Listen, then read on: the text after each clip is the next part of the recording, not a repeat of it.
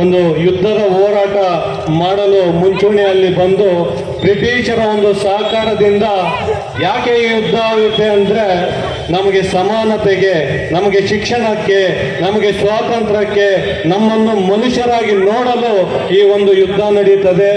1927ರಲ್ಲಿ doctor BR Ambedkar ಸಾಹೇಬರು ಇದನ್ನು ಬಂದು ಪುಣೆಯ ಕೋರೆಗಾಂವ್ ಗ್ರಾಮಕ್ಕೆ ಹೋಗಿ ಅಂದಿನಿಂದ ಇದು ಹೆಚ್ಚು ಜನಪ್ರಿಯ ಆಗ್ತದೆ.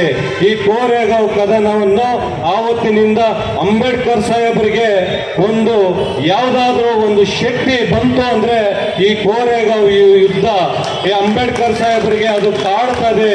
ನನ್ನ ಜನಕ್ಕೆ ಈ ಶೌರ್ಯ ಇತ್ತಲ್ಲ, ಈ 22 ಜನ ವೀರ ಮರಣ ಹೊಂದಿದ್ರಲ್ಲ, 5,000 ಪೇಶ್ವೆ ಬ್ರಾಹ್ಮಣರು ಆ ಯುದ್ಧದಲ್ಲಿ ಮರಣ ಹೊಂದಿದ್ರಲ್ಲ ಅಂತ ಅದೇ ಅವರಿಗೆ ಸ್ಫೂರ್ತಿ ಬಂಧುಗಳೇ.